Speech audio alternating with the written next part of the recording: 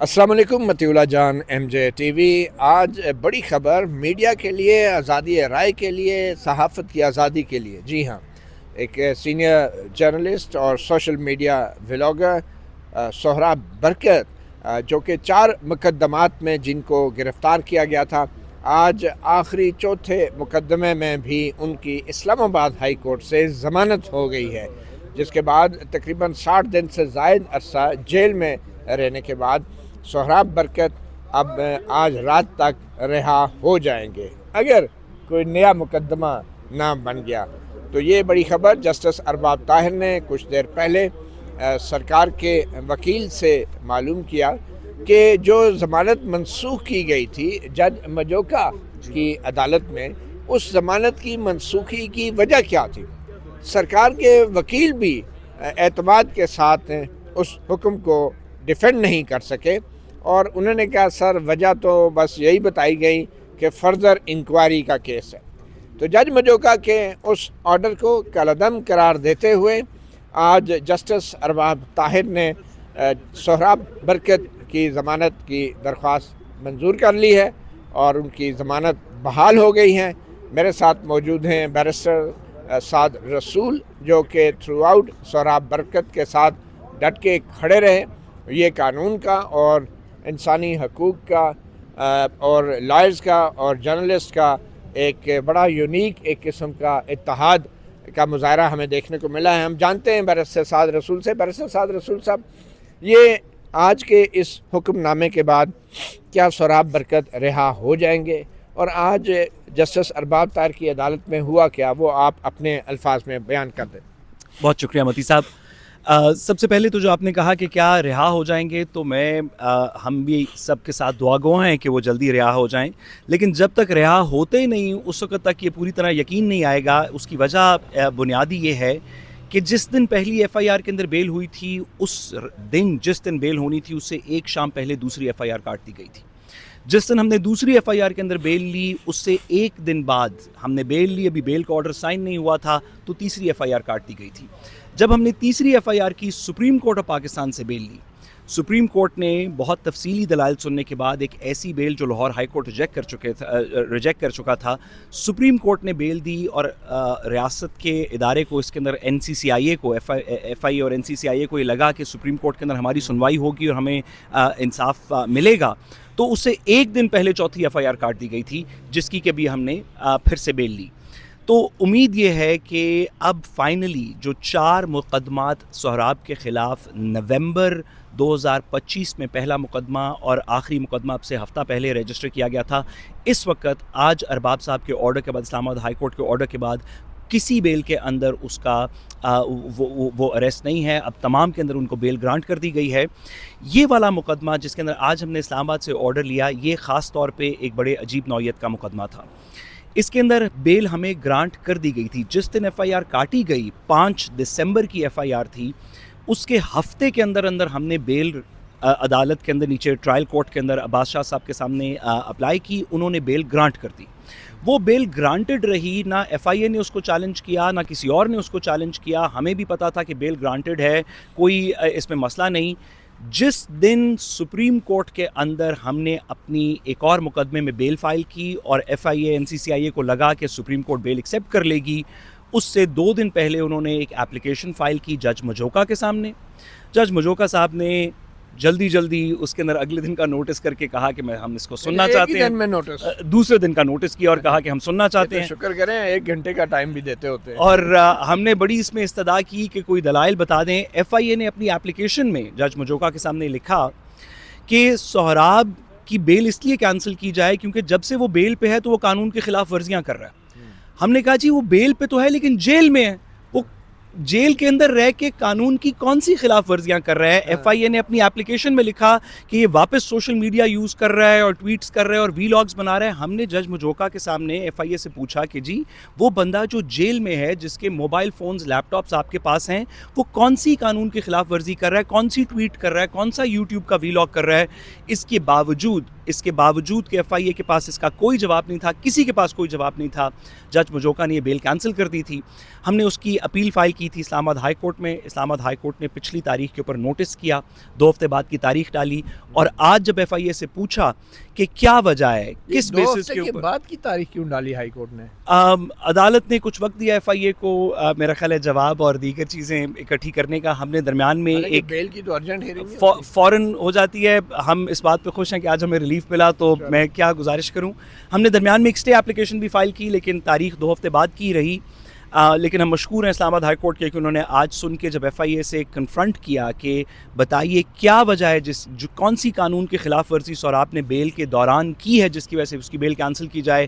ان کے پاس حسب معمول کوئی جواب نہیں تھا, جس کے بعد آج عدالت نے اوپن عدالت میں کہا کہ یہ ایکسیپٹ ہو گئی ہے, اور مجھے امید ہے کہ انشاءاللہ جلدی تحریری آرڈر بھی آ جائے گا. تو سعد رسول صاحب, آپ کو کیا معلوم ہوا کہ سہراب برکت کے اوپر جتنی بھی ایف آئی آریں کٹی ہیں ان میں مشترکہ الزام کیا ہے, اور آپ کے نزدیک اصل وجہ کیا ہے یہ مقدمات بنانے کی, اور کیوں سہراب برکت کو 60 دن سے زائد جو ہے اب ہو گئے, کتنا عرصہ ہو گئے جیل میں, 90 دن ہو گئے, تقریباً 95 دن ہو گئے ہیں.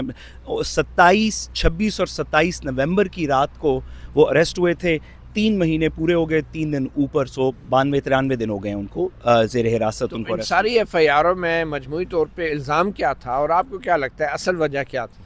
دیکھیے, ان ساری ایف آئی آرز کے اندر مختلف قسم کے الزامات تھے. ایک کے اندر ان کے اوپر الزام تھا کہ انہوں نے صنم جاوید صاحبہ کا انٹرویو کیا, اور کوئی الزام نہیں. ایک کے اندر ان کے اوپر یہ الزام تھا کہ وہ سیاست پی کے اونر ہیں, جو کہ وہ نہیں ہیں. ایک کے اندر ان کے اوپر الزام یہ تھا کہ انہوں نے کشمیر کی جو پروٹیسٹ ہو رہی تھی اس کے اوپر بات کی, اور ڈاکٹر مہرنگ بلوچ کے اوپر بات کی. اور جو چوتھی ایف آئی آر کاٹی گئی اس کے اندر الزام ہی نہیں تھا, اس کے اندر تھا کہ یہ بس انتشار پھیلاتے ہیں اور مس انفارمیشن کرتے ہیں, تو ان کو زیر حراست لے لینا چاہیے. تو مجھے ان سب کے اندر سے اگر آپ ان تمام ایف آئی آرز کو دیکھیں تو جو ایک بات جس کے اوپر میرا خیال ہے سہراب نے کافی بات بھی کی, اور جس دوران اس کے اوپر کچھ پریشر بھی تھا, وہ کشمیر کی, وہ آزاد کشمیر کی وہ پروٹیسٹ تھی. سہراب ویسے بھی راولہ کوٹ سے ہے, اس کا تعلق, اس کا آبائی گاؤں بھی, اس کی فیملی بھی آزاد کشمیر میں رہتی ہے. مجھے لگا کہ اس کے اوپر تھوڑا سا این سی سی آئی اے کو آزاد کشمیر والی ٹویٹس کے اوپر یا وی لاگس کے اوپر تھوڑا سا زیادہ غصہ ہے, بٹ اس کے اندر بھی سہراب کی طرف سے کوئی قانون کی خلاف ورزی نہیں ہوئی. اس سارے پیریڈ کے اندر این سی سی آئی اے ایک جملہ نہیں دکھا سکی ایویڈنس کا جس میں سہراب نے کوئی ایسی بات کی ہو جو یا فیکچولی بیسڈ نہ ہو, یا جس کی وجہ سے انتشار پھیلانے کی کوشش کی گئی ہو, یا جانتے ہوئے فالس ہو. اب ہم پچھلے 95 دنوں سے مختلف عدالتوں کے سامنے, لاہور کی ٹرائل کورٹ کے سامنے, لاہور کے ایڈیشنل سیشن جج کے سامنے, لاہور ہائی کورٹ کے سامنے, سپریم کورٹ کے سامنے, اسلام آباد میں ٹرائل کورٹ کے سامنے, ایڈیشنل سیشن جج کے سامنے, اسلام آباد ہائی کورٹ کے سامنے, ہم ان تمام عدالتوں کے اندر سہراب کے مقدمات کو لے کے گئے ہیں. کسی ایک مقدمے میں بھی, کسی ایک جگہ پہ بھی این سی سی آئی اے یہ نہیں دکھا سکی کہ کون سا جملہ سہراب کا غیر قانونی تھا, کون سی ٹویٹ اس کی غیر قانونی تھی. یہ ایک پروسیس تھا جو ہم مشکور ہیں کہ کسی طریقے سے کمپلیٹ ہوا, اور ہم امید کرتے ہیں کہ اب اس کے اندر مزید کوئی قباحت نہیں ہوگی, کوئی نئی ایف آئی آر نہیں ہوگی, اور سہراب جلد ہمارے ساتھ ہوگا. آپ نے کہا یہ ایک پروسیس تھا, کیا واقعی یہ ایک پروسیس تھا یا ایک پنشمنٹ تھی؟ اسی پروسیس کے اندر پنشمنٹ تھی. پنشمنٹ سہراب کے لیے دیکھیے 90 دن 100 دن کسی ینگ جرنلسٹ کے لیے, ایک اسٹوڈنٹ جرنلسٹ کے لیے گزارنا, مختلف جیلوں کے اندر, لاہور میں, اسلام آباد میں, اس کو بار بار ٹریول کروانا, اس سے بڑی کیا پنشمنٹ ہو سکتی ہے. بٹ بطور وکیل میں کہنا چاہتا ہوں کہ ایک لیگل پروسیس ہم نے فالو کیا, اس میں ڈیلیز آئے. آپ متی صاحب اس بات کو دیکھیں گے کہ اس کے اندر ہم نے کوئی سیاسی بات نہیں کی, نہ ہی سہراب نے کی. یہ سیاسی بات نہیں ہے, اس کے اندر کسی سے ہماری لڑائی نہیں ہے. ہم نے اپنے قوانین کے مطابق اپنی عدالتوں کو, خود سپریم کورٹ تک جانا پڑے, ہم نے ارج کیا کہ آپ ہمیں بتائیں تو صحیح کہ قانون میں کیا خلاف ورزی ہم نے کی ہے. اور ایونچولی ایک سزا سی تو تھی 95 دن کی, لیکن آج ہم اس میں سرخرو ہیں. یہ لاہور ہائی کورٹ کا اور اسلام آباد ہائی کورٹ کا بطور وکیل آپ کا تجربہ کیسا رہا اس معاملے میں؟ دیکھیے, لاہور ہائی کورٹ میں بصد احترام تو ہمارا بڑا عجیب سا ایکسپیرینس رہا. لاہور ہائی کورٹ کے اندر ایک بیل لے کے جانی پڑی جو کہ 3 مختلف جج صاحبان کے سامنے ہمیں سنوانی پڑی. پہلے ایک نے ریکیوز کیا, پھر دوسرے نے ریکیوز کیا, پھر تیسرے کے سامنے. ججز کیس سننے سے انکار کر دیتے تھے؟ جی ہم نے وہ کون آرڈرز کون ججز تھے؟ دیکھیے میرا خیال ہے کہ معذرت اگر میں نام بھول رہا ہوں، جسٹس اصغر ہیں،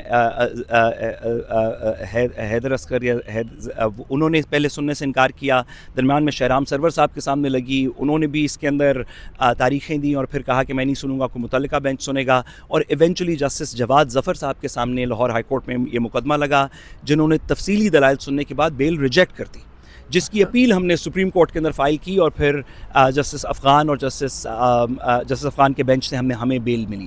اسلام آباد ہائی کورٹ کے اندر بھی، اسلام آباد ہائی کورٹ کے اندر ویسے تو ہماری کچھ سنوائی ہوئی، لیکن اسلام آباد ہائی کورٹ کے فیصلوں کو جتنا بے توقیر سمجھا NCCIA نے، اس کیس کے جن لوگوں نے اس کیس کو تھوڑا سنا، متی صاحب آپ نے اس کو فالو کیا، سہراب کے اریسٹ سے پہلے اسلام آباد ہائی کورٹ کے 2 آرڈرز تھے جو کہتے تھے کہ اس کو اریسٹ نہیں کیا جائے گا، اس سہراب کو اریسٹ نہیں کیا جائے گا، اس کے خلاف کوئی مقدمہ نہیں ہے، اور اس کو ایک کانفرنس پہ باہر جانے کی اجازت دی جائے گی۔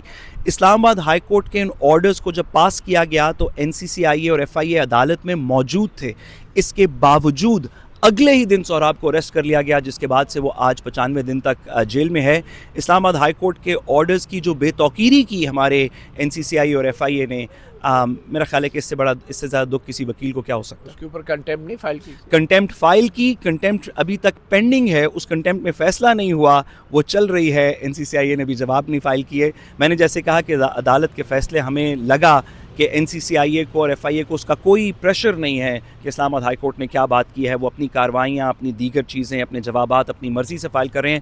کنٹیمپٹ آج بھی پینڈنگ ہے، جس کے اوپر ابھی تک فیصلہ نہیں ہوا۔ اچھا سعد رسول صاحب، آخر میں یہ بتائیں کہ آپ نے ان 4 مقدمات میں سہراب برکت کی نمائندگی کی، آپ کا ایکسپیرینس کیا کہتا ہے کہ کہاں پہ جو عدالتی پروسیس ہے اور جو پیکا کا قانون ہے وہ ناانصافی کا شکار کر دیتا ہے کسی بھی عام شہری کو؟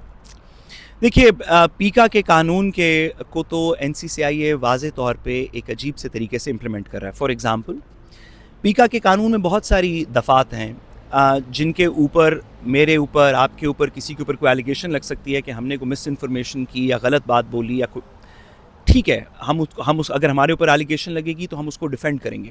پیکا کے قانون میں یہ تمام offenses بیلیبل ہیں۔ ہو کیا رہا ہے، NCCIA کر کیا رہا ہے کہ ان سب کے ساتھ ہر FIR کے اندر پیکا کی سائبر ٹیررزم کا مقدمہ بھی دفعہ بھی ساتھ لگائی۔ سہراب کو تمام FIRs کے اندر صرف یہ نہیں کہا کہ مس انفارمیشن ہے، چلیں ہم مس انفارمیشن کو ڈیفینڈ کرتے ہیں، ہم نے اگر کوئی غلط بات کی ہم اس کو ڈیفینڈ کرتے ہیں یا اپنی کوئی جسٹیفیکیشن دینا چاہتے ہیں، لیکن اگر ہر بات پہ آپ یہ کہیں گے کہ ہم نے سائبر ٹیررزم کی ہے جو کہ نان بیلیبل offense ہے، جو کہ اتنی سیریس نیچر کا offense ہے، تو اس سے 2 باتیں ہو رہی ہیں۔